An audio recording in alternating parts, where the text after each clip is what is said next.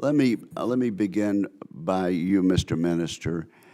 How long have you been in various public offices in your country? I've been serving on the government level, the cabinet member as a Minister of Social Affairs, Minister of Defense, and now Minister of Foreign Affairs. Altogether, I can say maybe like 6 years, but I've been in the public sector as a representative as well since 2007. So it has been a pretty long time.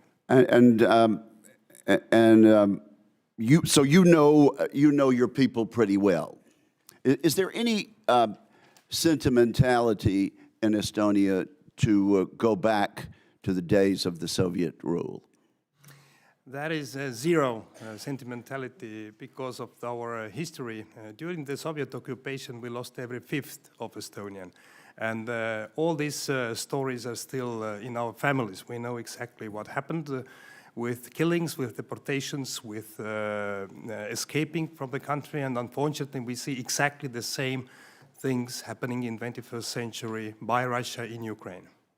And you are very close to your neighbors in Latvia and Lithuania, both physically and also philosophically. Would that be correct to say?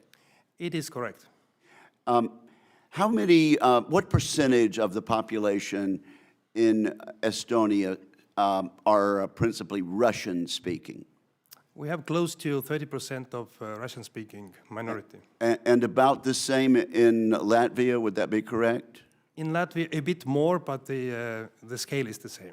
And Russian speakers, a high percentage also in Lithuania, is that correct? Historically, Lithuania had less forced immigration during the Soviet times, so they have less than 10%. I'll ask you a leading question. What is your opinion of the absurd assertion of some people in the United States that because residents of other countries speak Russian, they identify themselves more as people desiring to be ruled by Russia? Our experience is that these people, Russian-speaking people who are living in Estonia, they know even better than we how the life in Russia looks like, without freedom, under the terror, and also the threat. So I can say that most of these people, they don't want to have Russia back to Estonia, Latvia, Lithuania. But of course, it depends on the generations as well, because the older people normally remember the good old times when they had special rights during the Soviet occupation. But I can say that based on our study and also experience, we have had cases when Russian citizens who are living in Estonia, they're traveling to Russia, and also some of them they have sent to Ukraine, and they're dead. So they know exactly what Russia means. Mr. Rao and Mr. Jones, imagine, if you will, a young couple in their 30s sitting around in Camden, South Carolina, or perhaps in Corinth, Mississippi, just starting out, a couple of kids, working hard, both of them in jobs, trying to make ends meet and deal with the challenges of youth and a family. What's it to them whether Ukraine or the Baltic nations are overtaken by a Russian dictator? What does it matter to them? What's their stake?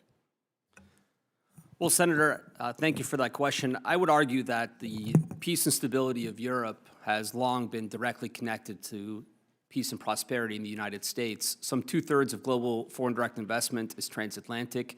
Something like 46 of 50 US states trade more with Europe than they do with China. This is by far the most intense and closely knit economic environment you will find anywhere in the world. And I interpret Russia's attack on Ukraine, including all of the hybrid operations in Ukraine's near abroad, as Russia's, if not opening now, I would say almost decades-long attack on the European security order. So this impacts thousands of jobs. It impacts huge amounts of investment. And if European security begins to crumble, so will some of the economic well-being we have here in the United States. Mr. Jones, same question, and I might add to that.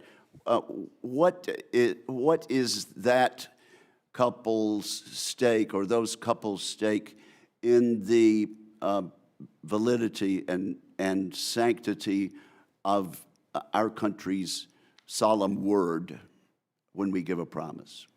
Well, I think we have committed as part of a NATO member to protect democracy in our own country, but also certainly in others as well that we have formal alliances with. You know, it was interesting, on trips to Japan, Korea, and Taiwan recently, all three of them, senior leadership of all three countries, said what happens in Ukraine and on the Eastern Front has a significant effect on our security. How do we trust the U.S. going forward if they were to abandon an allies in other places? I would also highlight something that is much bigger than just Russia itself, which is, as we have seen since the full-scale invasion of Ukraine started, there has been significant Chinese assistance into Russia, North Korean assistance, including North Korean soldiers, and Iranian assistance, including Shahed industrial capacity in areas like Yelabuga.